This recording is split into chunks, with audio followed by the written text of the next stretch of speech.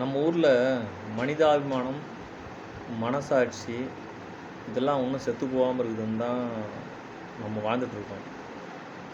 இப்போ ரீசெண்டாக இந்த கடலூரில் வந்து பார்த்திங்கன்னா, பள்ளி வேன் மீது இந்த ரயில் மோதியதில் வந்து 3 மாணவர்கள் இறந்துட்டாங்க அப்படின்ட்டு அந்த செய்தி கேள்விப்பட்டோம். அந்த செய்தி நமக்கு கேள்விப்படும் போதே ரொம்ப கஷ்டமாக இருந்தது. நடந்த அந்த சம்பவத்தை வீடியோவே எடுத்திருக்கானுங்க. அதாவது அந்த தண்டவாளத்தில் நடந்துக்கிட்டே அந்த வீடியோ எடுக்கிறானுங்க. குழந்தைங்க துண்டு துண்டாக இருக்கிறாங்க அந்த தண்டவாளத்தில். அந்த துண்டு துண்டாக இருக்கிறத நெருக்கமாக போய் வீடியோ எடுத்திருக்கீங்க. எப்படி உங்களுக்கு வந்து மனசு வருது அந்த மாதிரி வீடியோ எடுக்கிறதுக்கு? எவ்வளோ வேதனையான ஒரு விஷயம் அது. அந்த வீடியோ எடுத்தது இல்லாமல் அந்த வீடியோ வந்து அப்லோடு வர பண்ணுறீங்க. அது வந்து மறக்கக்கூடிய சம்பவமே கிடையாது. ஜீர்ணிச்சிக்க முடியாது அந்த சம்பவத்தை. அந்த சம்பவத்தை மறக்கிறதுக்கு அந்த பெற்றவங்களுக்கு எத்தனை வருஷம் ஆகும் தெரியாது. இல்லை அவங்க உயிர் வாழற வரைக்கும் அந்த சம்பவம் அவங்களை வேதனைப்படுத்திகிட்டே இருக்கும்.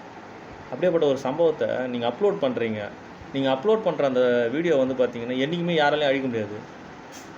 புரிஞ்சுதுங்களா? இந்த வேலைலாம் வந்து பண்ணாதீங்க தயவு செஞ்சு.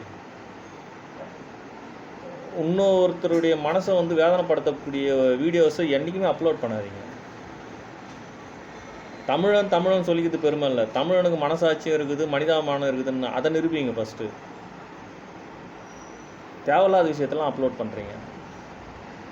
எவ்வளோ வேதனையான விஷயம் சொல்லுங்கள் பார்க்கலாம். நாட்டில் எவ்வளோ பிரச்சனை பண்ணிடுது, அதெல்லாம் அப்லோட் பண்ணுங்கள். விவசாயம் கஷ்டப்படுறாங்க, அதை அப்லோட் பண்ணுங்கள்.